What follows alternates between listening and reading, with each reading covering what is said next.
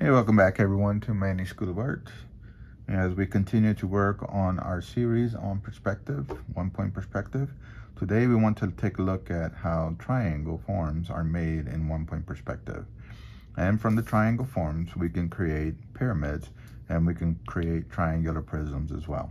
So those are the two that we are going to focus on this week.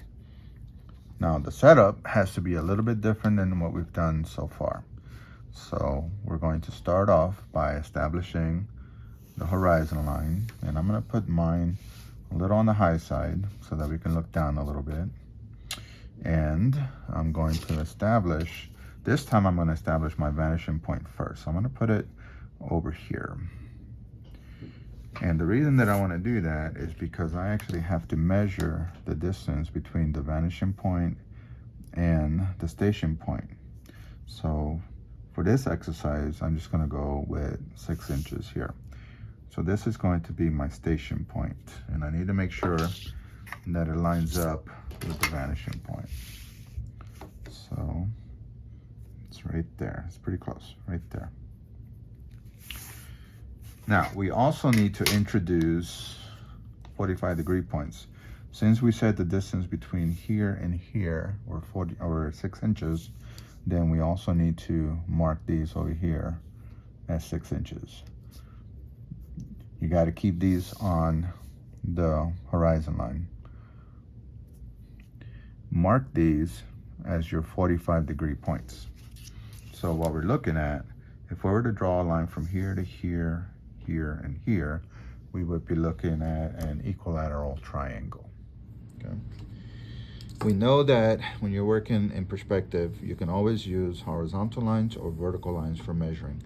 You can never use a line that's going towards the vanishing point to measure, because it would be wrong, because it has to change. So let's say for demo purposes that this line is 3 inches. Okay. And I want to take that to the vanishing point, the base of that. Just like so. Now, I need to figure out where I'm going to make this, how long or how deep I'm going to make it. So let's say that I only want to go 2 inches deep. So right here, think of that as my center point. I'm going to measure 2 inches. Here's 1, here's 2. Okay? But I have to use this 45-degree that is opposite of this. Line those up, and where they meet right here, that is actually where the back of this box would be. Okay. Now, as you're going to see here, if I were to actually measure this, it's less than 2 inches, but it is correct because since this is going in perspective, it needs to get smaller as it goes that way. Okay. Same thing could be done if I was going up. So let's say that I want this to be, let's do it on this side. Let's do a different measurement. Let's go 4 here, right? So that's how tall that's going to be.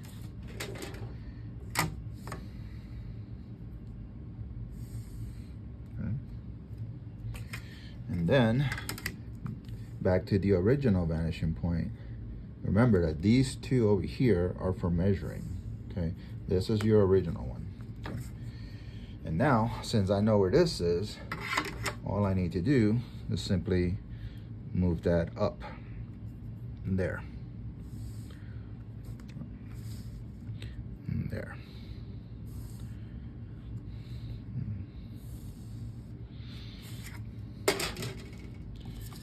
To do the front is simply come across here, and to do the back, come across on this one. Oops, looks like I missed a little bit, so let's go ahead and put that in. So this box measures, oops, let's do it this way, 3 inches wide, 4 inches tall. But the back will appear smaller because it's in perspective. But because I use my 45-degree angles, that means that those are actually correct. This box is actually correct in measurement.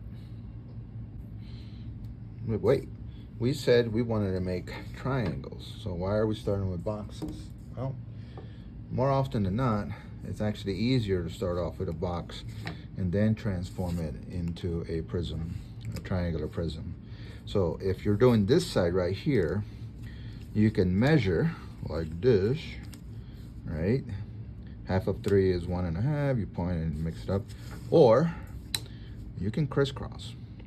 And the reason why crisscrossing, in my opinion, is more effective, well, it is more effective, is because this works both when you're doing a front plane, but also when it's in perspective, and I'll show you that in a minute, okay? So there is the exact center of this plane. Then I can either move it up or down or to the right or to the left. So for this one, I'm just gonna move it up right there. So this is the exact halfway point on this box. And then I can connect that to form this triangle. Here, I'm gonna draw a dark on this one so you guys can see it.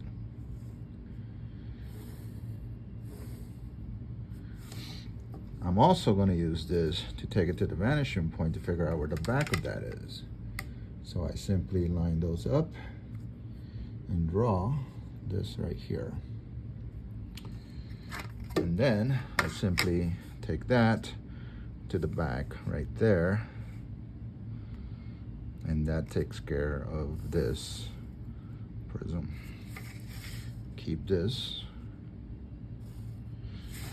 If you needed to be see-through, you would actually keep this as well. I'm not doing these see-through, so I would erase the box because I don't need it anymore. Okay. Now let's try one that is not pointed like this. And so let's say that I want one on this side of the vanishing point here. And let's make this one 3.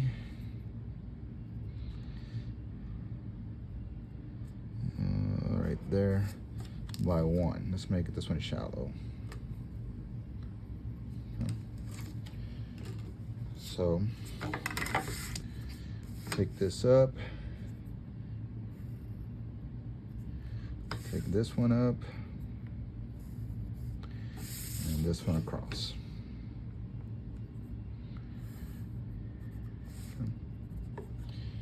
Now let's say this is on the left side of the vanishing point. So let's say that I wanted to make this, oh, I don't know. Let's make it 2 inches wide. So I'm gonna stand on this line right here, and I'm gonna measure an additional 2. 1, 2. Right there, okay? Now I have to go to this 45 degree because this 45 degree is opposite of this, right? So in this case, I would just draw this little piece right here. Now, when I take the base of that to the vanishing point, boom, that tells me where this is gonna stop in the back, okay?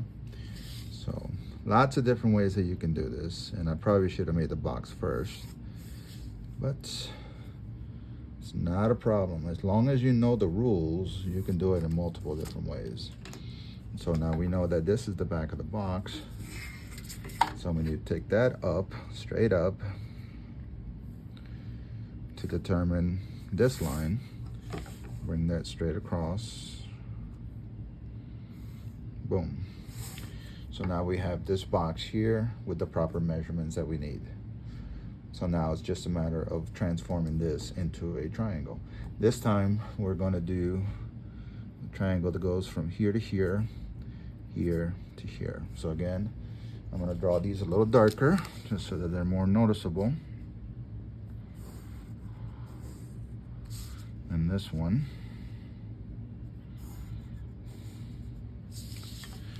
And then get rid of what you don't need anymore, right? If this is supposed to be a prism and it's not see-through, then you got to get rid of the stuff that you don't need.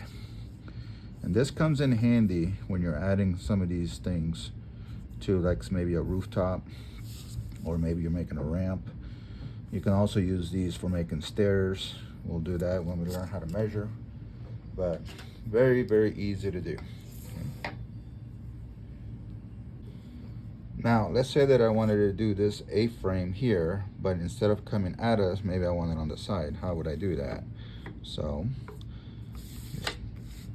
start off with the height that you want it to be. So I'm going to start off here. And then I'm going to take that to the vanishing point. This way. And here.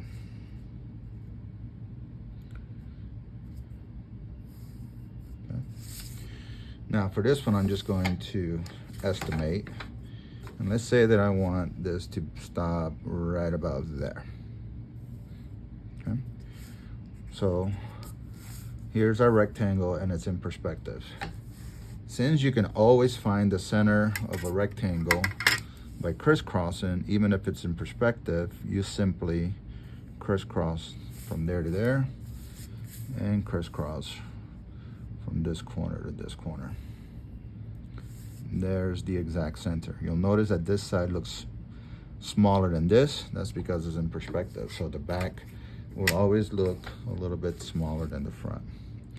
Then you simply move that to the top. And there it is right there. Now, just like we did here, connect this top to the back here and to the front here.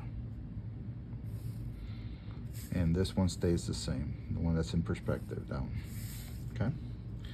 Now, we can move it in that direction. So, there's the top of the triangle, the side where it's going to go, and this way. If I extend my vantage point line up right here, clear off of the picture plane, then I take this angle right here and move it up like so. Where those two lines meet, that is the incline point. Okay, so I simply decide how wide I want this to be, because we should measure. So let's say this is 3 inches also. So let's say that there's my 3-inch mark, and then I actually have to take it to this incline up here. Okay, just like so. So if I draw dark like this, this would actually be what this roof would actually look like in perspective. So this one is coming at us and this one is off to one side. Okay. So that's how prisms are done, triangular prisms. Now let's take a look at how pyramids are done. And pyramids are different than these, right? All of these go up and then they have these lines that are parallel. With a pyramid, everything has to come to a center point. So first thing that I want to do is I want to establish where I want the base of my pyramid to be. Okay. And just to get some practice using our points, I'm going to go ahead and measure. So we're going to make this one 4 inches across. Then I'm going to take these to the vanishing points right here. Now, here's another way of using your 45-degree points. If I want the base of the pyramid to be a perfect square in perspective, then all I do is take this to this one here, lightly draw a line, and take this one to this one here. Make sure you're using the 45-degree, not the not the vanishing point. And right there. And if everything is done correctly, they should line up perfectly, which I believe that they do. So this is what this square would look like in perspective. Okay. Now, we've done two things. Number one, we got a perfect square, and we found the center, which is perfect. Okay, so that's your center. Now it's simply a matter of deciding how tall you want your pyramid to be. So I'm going to take that center line and draw a line gently. And then I'm going to decide where do I want it to stop. So let's say that this is the top. If I want to measure it, I could. But for this one, I'm just going to guesstimate. And then you simply take the top of the pyramid to each one of the corners. Now, if you wanted to be see-through, you would actually leave it see-through. But if you don't want it to be see-through, then anything that is inside of the pyramid, you would have to erase. Pyramids do not always have to have a square base. So let's do a small one here. This time we're going to go with a rectangular base. So decide how wide that's going to be. Take that to the vanishing point. Oops. Can barely see that. So let's go a little darker. There we go. Now we're gonna make this one skinny. So let's say that I only want it to be about this wide or this deep. Okay. Now again, any type of rectangle, whether it's in perspective or not, you can find the center just by crisscrossing.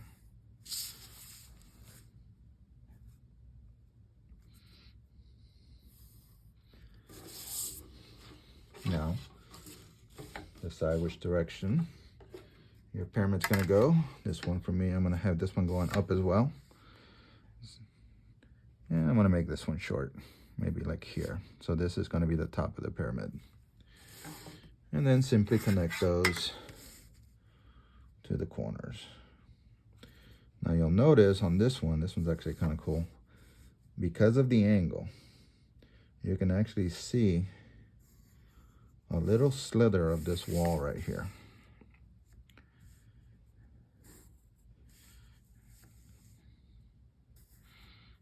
Okay. So because of the location of this pyramid in relationship to the station point and how high I am above it, I can actually see 3 of the 4 walls. But on this one, I can only see 2 of the walls. Okay. Now, just like with a prism, you can have these pyramid go in whatever direction you want. So I'm going to have one pointing to the right, maybe like the front end of an aircraft or something. So first, I'm going to decide how tall I want that to be. So again, I'm going to go, I'll stay with the 3 for now, but you can make it as tall as you want to. Take that to the vanishing point. Remember that this is your vanishing point, and then these other points, those are for measuring purposes, so don't get them confused. Okay, now if I want it to be a perfect square, we know that I said this was 3 here. Yep. So I would come across and measure 3 here, and then simply connect that to right there, and that will tell me where to bring the back of this square up. So it's going to look just like this. Okay.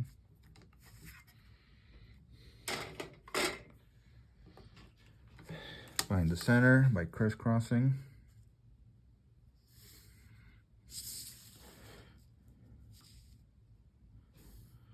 Since I said I wanted to go this way, instead of taking my center line up, I need to take it this way. Decide where I want it to stop. And just like before, take that to the corners.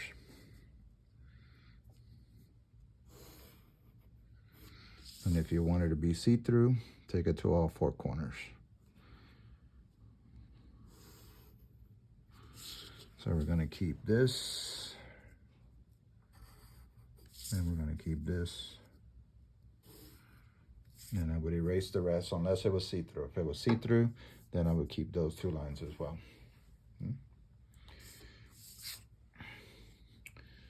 Now let's do one that's going down, all right?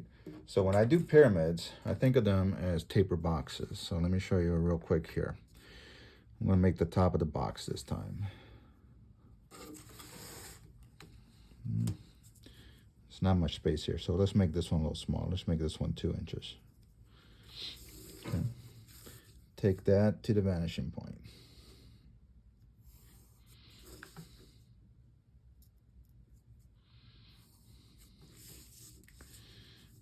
Okay, so mark off 2 more inches here. Take that to the 45, right there. Bring that across.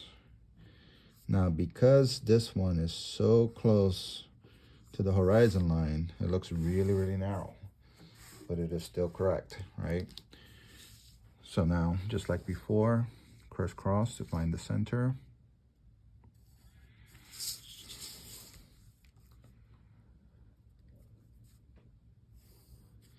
And this time, I want to go down, right? So bring it from the center down.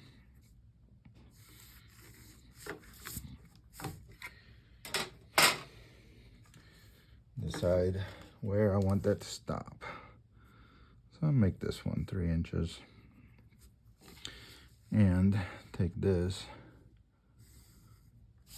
to the corners.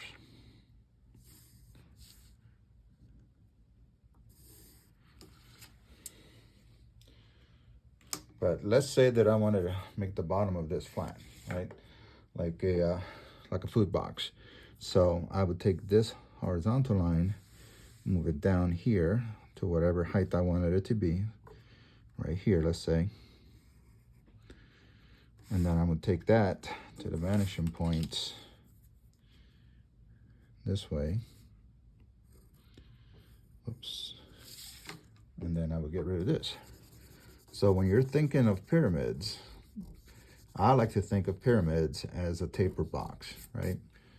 They go towards one direction, towards a point. But you can cut it off. Same thing if I wanted to cut this one off. Right? Let's say that I wanted to cut this off right here. I would simply decide where to cut it, right here. Take that to the vanishing point.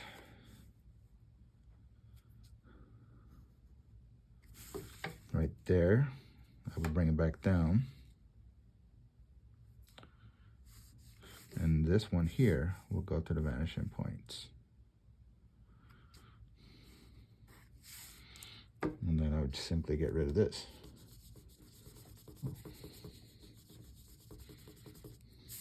So very, very easy to make pyramids and prisms in perspective if you follow some basic rules. All right, there we have it, guys. That's all for this week's lesson. Now, I know that drawing triangular forms in perspective can be a bit challenging and a little bit intimidating, so I did my best to keep this as simple as possible. Please let me know how I did in the comments, and if you found it useful, please like and consider subscribing. Now, none of these rules and techniques are going to stick unless you actually practice.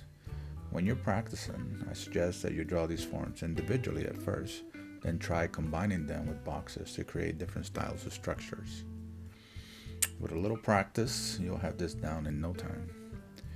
In our next video, we're going to take on the circle and the different ways that we can draw circles in perspective and the different forms that come from the circle. So I hope that you tune in for that, and I will catch you on that video. As always, thanks for watching.